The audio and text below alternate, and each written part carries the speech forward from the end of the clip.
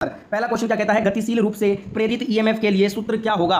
साथ साथ में मैं आपको क्वेश्चन हिंदी और इंग्लिश दोनों लैंग्वेज में पढ़ूंगा और आंसर बताऊंगा, तो जिनको जो लैंग्वेज अच्छी लगती है उसी लैंग्वेज में आप प्रश्न याद कर लीजिएगा। What is the formula for dynamically induced EMF, गतिशील रूप से प्रेरित ईएमएफ के लिए जो सूत्र यूज होता है वो होता है BLV sin theta volt. Right answer हो जाएगा सी नंबर ऑप्शन। सारे प्रश्न याद करेंगे, एक भी प्रश्न को छोड़ना नहीं है।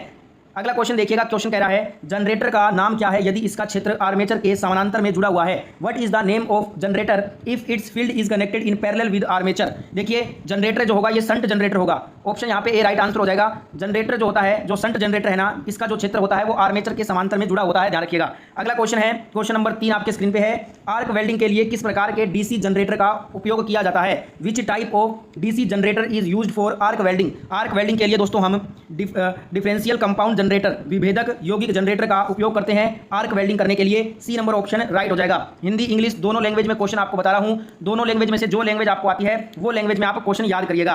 अगला क्वेश्चन आपके स्क्रीन पे है, क्वेश्चन देखिए।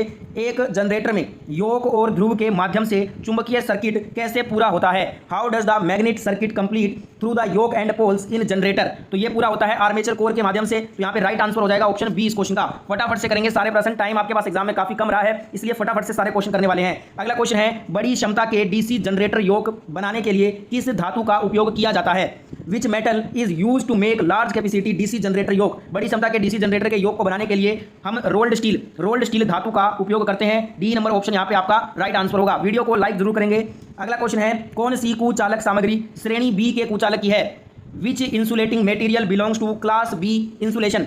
क्लास बी जो श्रेणी बी का जो कुचालक सामग्री है वो फाइबर ग्लास को बोला जाता है। फाइबर ग्लास ये श्रेणी बी क्लास बी का कुचालक पदार्थ है। सी नंबर ऑप्शन यहाँ पे राइट हो जाएगा। सारे के सारे क्वेश्चन याद करने हैं, एक भी क्वेश्चन को स्किप मत कर देना, ये सारे क्वेश्चन एग्जाम में आएगा। अगर आप स्किप कर देते हो तो बाद में क्वेश्चन आ जाएगा, बाद में पछताओगे। इसलिए टोटल 38 MCQ क्वेश्चन है इसके अंदर। और आपके थ्योरी का जो पेपर होता है इलेक्ट्रीशियन थ्योरी का, उसमें 38 क्वेश्चन ही आते हैं। तो ये 38 क्वेश्चन याद कर लोगे तो अच्छे नंबर से पास हो जाएगा आपका CBT इलेक्ट्रीशियन सेकंड ईयर का। तो पूरा वीडियो लास्ट तक देखना है सभी को। अगला क्वेश्चन है, 4 पोल डीसी मोटर की आर्मेचर में डुप्लेक्स लैप वाइंडिंग में कितने समानांतर रास्ते होते हैं। How many parallel paths in duplex lap winding in the armature of 4 pole DC motor.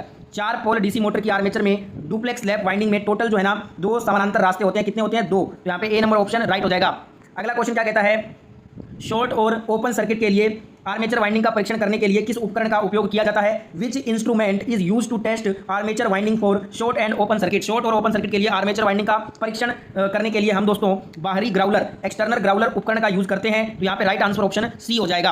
अगला क्वेश्चन देखिएगा, क्वेश्चन है वेरी इंपॉर्टेंट क्वेश्चन, कर लेना इसको। डीसी मोटर की गति की गणना करने के लिए किस सूत्र का उपयोग होता है। Which formula is use to calculate the speed of DC motor. DC motor की गति की गणना करने के लिए दोस्तों हम ये सूत्र लगाते हैं, N बराबर EB बटा में आएगा 5। ये होता है डीसी मोटर की गति की गणना करने का सूत्र। ए नंबर ऑप्शन यहाँ पे हमारा राइट आंसर हो जाएगा। फॉर्मूले जितने भी आपके ट्रेड थ्योरी के हैं ना आपको रट लेना है, क्योंकि फॉर्मूले बहुत इंपॉर्टेंट हैं। अगला क्वेश्चन है, बड़े डीसी जनरेटर मशीनों के पोल कोर बनाने के लिए किस धातु का उपयोग किया जाता है। Which metal is use to make pole core of large DC generator machine. बड़े डीसी जनरेटर मशीनों के पोल कोर बनाने के लिए हम दोस्तों ढलवा इस्पात यानी कि कास्ट स्टील का यूज करते हैं। सी नंबर ऑप्शन यहाँ पे हमारा राइट आंसर हो जाएगा।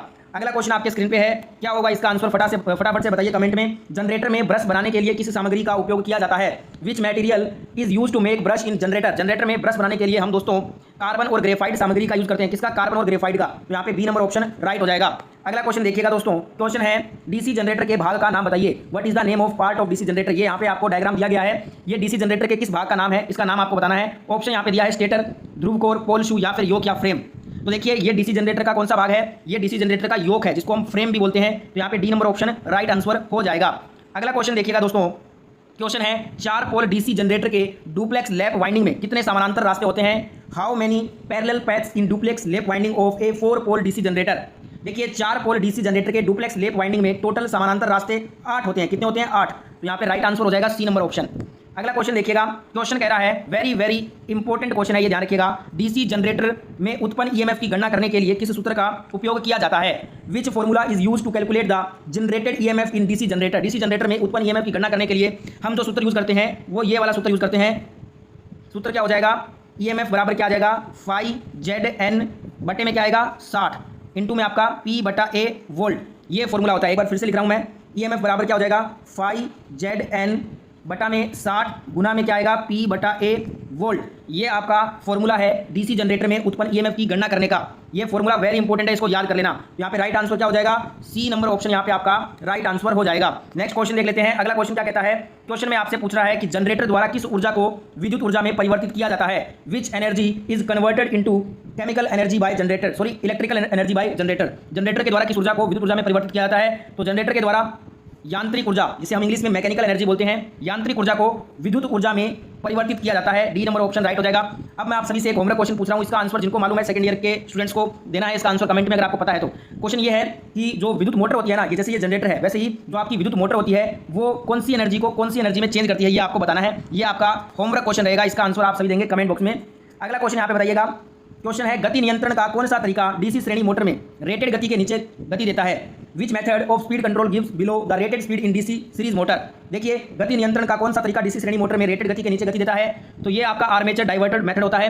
आर्मेचर डाइवर्टर जो विधि है ना, इसमें दोस्तों गति नियंत्रण का ये वो तरीका है जिसमें डीसी श्रेणी जो सीरीज मोटर होती है वो रेटेड जो उसकी गति होती है ना, उससे नीचे गति दे देती है। तो यहाँ पे डी नंबर ऑप्शन करेक्ट हो जाएगा। सारे प्रश्न आपको याद करना है, एक भी प्रश्न को बार बार बोल रहा हूँ आपसे, स्किप मत कर देना। ये सारे जो 38 MCQ है ना, ये आपके डायरेक्ट सीधा सीबीटी पेपर में पूछे जाएंगे। जो इस साल आपका सीबीटी होगा दोस्तों सेकंड ईयर का, ये इलेक्ट्रीशियन का, इसमें जो 38 प्रश्न आएंगे वो इसमें से आएंगे। तो पूरा वीडियो लास्ट तक देखना, और ये 38 के 38 प्रश्न अगर आप याद कर लेते हो तो आप इस सेकंड ईयर के एग्जाम में अच्छे नंबर से पास हो जाओगे। ठीक है, अगला क्वेश्चन करते हैं। क्वेश्चन देखिएगा। क्वेश्चन है क्यों एक डीसी जनरेटर के आर्मेचर कोर पटलित होता है। Wide armature core of DC generator is laminated. Laminated क्यों होता है डीसी जनरेटर का कोर, आर्मेचर कोर, तो ये दोस्तों होता है इसमें जो इसका जो आर्मेचर कोर है ना, इसलिए इसको लेमिनेट किया जाता है ताकि भंवर धारा हानि को कम किया जा सके। इसलिए reduce the eddy current loss, eddy current loss को कम करने के लिए आर्मेचर कोर डीसी जनरेटर का लेमिनेटेड किया जाता है। डी नंबर ऑप्शन यहाँ पे राइट हो जाएगा। अगला क्वेश्चन देखिएगा। क्वेश्चन है कंपाउंड जनरेटर का नाम क्या है यदि शंट फील्ड आर्मेचर के साथ समानांतर में जुड़ा हुआ है। What is the name of the compound generator if the shunt field is connected in parallel. Compound generator का नाम क्या होगा, ये होगा शॉर्ट शंट कंपाउंड, लघु शंट यौगिक इसको बोलेंगे। तो यहाँ पे डी नंबर ऑप्शन आपका राइट हो जाएगा। अगला क्वेश्चन देखिएगा। क्वेश्चन कह रहा है डीसी जनरेटर में इंटरपोल कैसे जुड़े होते हैं। How interpoles are connected in DC generator. जो डीसी जनरेटर होता है हमारा, इसमें दोस्तों इंटरपोल जो है ना वो आर्मेचर के साथ श्रृंखला में जुड़े होते हैं, in series with armature, armature के सीरीज में ये जुड़े होते हैं। ए नंबर ऑप्शन यहाँ पे हमारा सही उत्तर हो जाएगा। अगला क्वेश्चन देखिएगा। क्वेश्चन क्या कहता है, लंबी दूरी की वितरण लाइनों के लिए किस प्रकार के डीसी जनरेटर का उपयोग होता है। Which type of DC generator is use for long distance distribution line. देखिए लॉन्ग डिस्टेंस डिस्ट्रीब्यूशन लाइन में जो डीसी जनरेटर यूज होता है वो कम्युलेटिव कंपाउंड जनरेटर होता है। संचय योगी जनरेटर जो है वो आपका लंबी दूरी की वितरण लाइनों के लिए यूज किया जाने वाला जनरेटर होता है। डी नंबर ऑप्शन यहाँ पे करेक्ट हो जाएगा। अगला क्वेश्चन क्या कह रहा है, क्वेश्चन पूछ रहा है आपसे कि बड़ी क्षमता के डीसी जनरेटर योग बनाने के लिए किस धातु का उपयोग किया जाता है। Which metal is use to make large capacity DC generator योग। बड़ी क्षमता के डीसी जनरेटर योग बनाने के लिए हम जो है ना रोल्ड स्टील धातु का यूज करते हैं। तो यहाँ पे डी नंबर ऑप्शन हमारा राइट आंसर हो जाएगा। अगला क्वेश्चन क्या कहता है, क्वेश्चन पूछ रहा है कि आर्मेचर वाइंडिंग प्रतिरोध को मापने के लिए किस उपकरण का उपयोग करते हैं। Which instrument is use to measure armature winding resistance. अब यहाँ पे मेजर कर देंगे बहुत सारे स्टूडेंट, मेजर मत करना, गलत हो जाएगा। आर्मेचर वाइंडिंग प्रतिरोध को मापने के लिए हम केल्विन ब्रिज उपकरण का यूज करते हैं। किसका, केल्विन ब्रिज उपकरण का। यहाँ पे डी नंबर ऑप्शन हमारा राइट हो जाएगा। अगला क्वेश्चन देखिएगा। क्वेश्चन कह रहा है डीसी सीरीज मोटर की किस गति नियंत्रण विधि का उपयोग इलेक्ट्रिक ट्रेन के लिए किया जाता है। विच speed control method of DC series motor is used for electric train. DC series motor है ना, ये दोस्तों जो फील्ड डाइवर्टर विधि होती है, इसकी फील्ड डाइवर्टर मेथड, इस विधि के द्वारा इलेक्ट्रिक ट्रेन में इसका यूज होता है गति को नियंत्रण करने के लिए। ए नंबर ऑप्शन यहाँ पे हमारा राइट आंसर होगा। अगला क्वेश्चन क्या कहता है, निरंतर गति ड्राइव के लिए किस प्रकार की डीसी मोटर का उपयोग किया जाता है। Which type of DC motor is use for constant speed drives. निरंतर गति ड्राइव के लिए दोस्तों हम डीसी शंट मोटर का उपयोग करते हैं। तो यहाँ पे बी नंबर ऑप्शन हमारा सही उत्तर हो जाएगा। अगला क्वेश्चन क्या कहता है, यदि मुख्य क्षेत्र का प्रवाह डीसी जनरेटर में विकृत हो जाए तो प्रेरित ईएमएफ पर क्या प्रभाव पड़ेगा। What is the effect on induced EMF if the main field flux get distorted in DC generated। यहाँ पे जो सारे क्वेश्चन के लैंग्वेज है ना वो थोड़ा आपको डिफिकल्ट लग रहा होगा क्योंकि ये नीमी लैंग्वेज है और आपका एग्जाम नीमी पैटर्न पे आता है, इसलिए मैंने जो है ना क्वेश्चन जो है वो नीमी पैटर्न पे बनाया है। ठीक है, तो यहाँ पे देखिएगा मुख्य क्षेत्र का प्रवाह डीसी जनरेटर में विकृत हो जाए तो प्रेरित ईएमएफ पर क्या प्रभाव पड़ेगा। प्रेरित ईएमएफ घटेगा। क्या होगा, इंड्यूस्ड ईएमएफ डिक्रीज, घटने लगेगा प्रेरित ईएमएफ। यहाँ पे बी नंबर ऑप्शन आपका राइट आंसर हो जाएगा। अगला क्वेश्चन क्या कहता है, डीसी जनरेटर में पोल शू का उद्देश्य क्या होता है। What is the purpose of pole shoe in DC generator. जो डीसी जनरेटर होता है इसमें पोल शू क्या करता है, ये एयर गैप में समान रूप से फ्लक्स को फैलाने का काम करता है। Spread out flux uniformly in the air gap. D number option यहाँ पे हमारा राइट आंसर होगा। अगला क्वेश्चन देखिएगा। क्वेश्चन है चुंबकीय क्षेत्र की दिशा ज्ञात करने के लिए किस नियम का उपयोग किया जाता है। Which rule is use to find direction of magnetic field. चुंबकीय क्षेत्र की दिशा को ज्ञात करने के लिए दोस्तों हम फ्लेमिंग के दाहिने हाथ का नियम का यूज करते हैं, Fleming's right hand rule. D number यहाँ पे ऑप्शन हमारा राइट आंसर हो जाएगा। अगला क्वेश्चन क्या कहता है, वेरी वेरी इंपॉर्टेंट क्वेश्चन कर लेना। फॉर्मूला जो फॉर्मूला वाला क्वेश्चन होता है ना वो आपका मोस्ट इंपॉर्टेंट होता है क्योंकि फॉर्मूला बहुत ज़्यादा इंपॉर्टेंट है। क्वेश्चन है ईएमएफ की गणना करने का सूत्र क्या होगा एक एसी मोटर डीसी मोटर के लिए। What is the formula to calculate back EMF of a DC motor. तो बैक ईएमएफ जो डीसी मोटर का होता है उसका फॉर्मूला ये होता है ईबी बराबर क्या हो जाएगा V plus I A plus R A. ये होता है बैक ईएमएफ का formula. Right answer option C होगा। ठीक है, नेक्स्ट यहाँ पे क्वेश्चन, उससे पहले एक बात कहूँगा आपको, ये जो सारे क्वेश्चन मैं आपको करवा रहा हूँ ना फटाफट से आंसर इसलिए दे रहा हूँ क्योंकि हमारे पास एग्जाम में टाइम है वो बहुत ही कम बचा है। तो आप एक काम कीजिएगा, या तो इन वीडियो के स्क्रीनशॉट ले लीजिएगा या फिर अपनी जो नोटबुक है ना नोटबुक में आप इनको नोट डाउन करते रहिए ये सारे प्रश्न के आंसर, जिससे कि आपको बाद में रिवीजन करने में आसानी होगी, या फिर इस वीडियो को आप बार बार देखिएगा जिससे कि आप सारे प्रश्न एग्जाम से पहले याद कर सको। ठीक है, तो मैंने आपको तरीके बता दिए हैं जिससे कि आपको ये सारे क्वेश्चन याद हो जाएंगे, क्योंकि ये क्वेश्चन आपको डायरेक्ट पेपर में देखने को मिलेगा, पेपर में छपेंगे ये सारे के सारे प्रश्न। ठीक है, अगला क्वेश्चन क्या कहता है इलेक्ट्रोप्लेटिंग प्रक्रिया के लिए किस प्रकार के डीसी जनरेटर का उपयोग किया जाता है। Which type of DC generator is used for electroplating process. अब जो इलेक्ट्रोप्लेटिंग का प्रोसेस होता है उसमें हम शंट जनरेटर का यूज करते हैं। तो यहाँ पे ए नंबर ऑप्शन हमारा राइट हो जाएगा। नेक्स्ट क्वेश्चन देखिएगा, क्वेश्चन क्या कह रहा है कि सिंप्लेक्स वेव वाउंड आर्मेचर के साथ एक 4 पोल डीसी जनरेटर में 1020 कंडक्टर है और 1500 आरपीएम की गति से ये संचालित है। फ्लक्स पोल कितना है 0.007 वेबर है। उत्पादित ईएमएफ की गणना करना है। तो मैंने आपको फॉर्मूला बताया था, उस फॉर्मूला से जब आप इसको हल करोगे तो आंसर आएगा 357 वोल्ट। ठीक है, आपको फॉर्मूले याद होने चाहिए, इसलिए मैंने आपको ये जो 3-4 क्वेश्चन शुरू में कराए थे वो फॉर्मूले वाले कराए थे, जिससे कि आप न्यूमेरिकल जब आएगा फॉर्मूला याद होगा, वैल्यू पुट करोगे आपका न्यूमेरिकल आराम से हो जाएगा। ठीक है, अगला क्वेश्चन देखिएगा क्या कह रहा है डीसी मोटर में करंट की दिशा किस नियम से निर्धारित होती है। Which rule determines the direction of current in DC motor. DC motor में करंट की दिशा जो है ये दोस्तों Fleming's right hand rule, Fleming के दाहिने हाथ के नियम से निर्धारित की जाती है। तो यहाँ पे डी नंबर ऑप्शन हमारा राइट हो जाएगा। आपके इतना मेहनत कर रहे हैं तो सभी प्यारे दोस्त एक बार अगर आपको ये क्लास अच्छी लग रही है तो इस क्लास को एक साथ प्यारे दोस्त सभी लाइक कर देंगे, और आपके जो भी दोस्त हैं सेकंड ईयर में इलेक्ट्रीशियन ट्रेड के उन तक ये वीडियो पहुंचाना आपका काम है। मेरा काम है वीडियो बना के आपको वीडियो प्रोवाइड करवाना, आपका काम है अपने दोस्त की मदद करने के लिए वीडियो को ज़्यादा से ज़्यादा शेयर करना। तो मैंने अपना काम कर दिया, आप अपना काम कर दीजिए, शेयर कर दीजिए अपने सभी दोस्तों के साथ में इस वीडियो को, जिससे कि आपके दोस्त की भी मदद हो सके। और साथ में अगर आप आईटीआई के दोस्तों first year second year all trade की वीडियोस देखना चाहते हैं नई वीडियो, तो फटाफट से इस चैनल को आप सब्सक्राइब करके पास वाले नोटिफिकेशन को ऑन कर लीजिएगा। अगला क्वेश्चन करते हैं डीसी जनरेटर में जो स्प्लिट रिंग्स है ना इसका कार्य क्या होता है। What is the function of split rings in DC generator. DC generator में स्प्लिट रिंग्स होते हैं इनका कार्य होता है एक दिशा में आउटपुट बनाने का, makes output in the unidirection. ठीक है, यहाँ पे बी नंबर ऑप्शन राइट हो जाएगा आंसर। अगला क्वेश्चन क्या कहता है, क्वेश्चन है कि डीसी जनरेटर में तरंग वाइंडिंग की विशेषता क्या होती है। What is the property of wave winding in DC generator. DC generator में जो तरंग वाइंडिंग है ना इसकी जो विशेषता होती है ये लो करंट और हाई वोल्टेज होता है, कम धारा उच्च वोल्टेज का। तो यहाँ पे सी नंबर ऑप्शन आपका राइट हो जाएगा आंसर। अगला क्वेश्चन देखिएगा, क्वेश्चन क्या कहता है डीसी जनरेटर में क्या प्रभाव होता है अगर इसे लंबे समय तक बंद रखा जाए। What is the effect in DC generator if it is keeped idle for long time.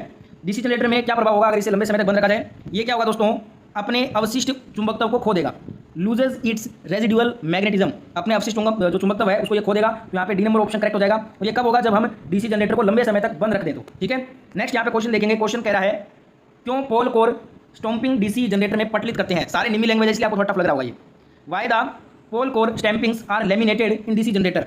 जो पोल कोर स्टैंपिंग्स होता है वो लेमिनेटेड इसलिए होता है ताकि reduce the eddy current loss, भंवर धारा हानि को कम करने के लिए इसको लेमिनेट किया जाता है। डी नंबर ऑप्शन यहाँ पे राइट हो जाएगा।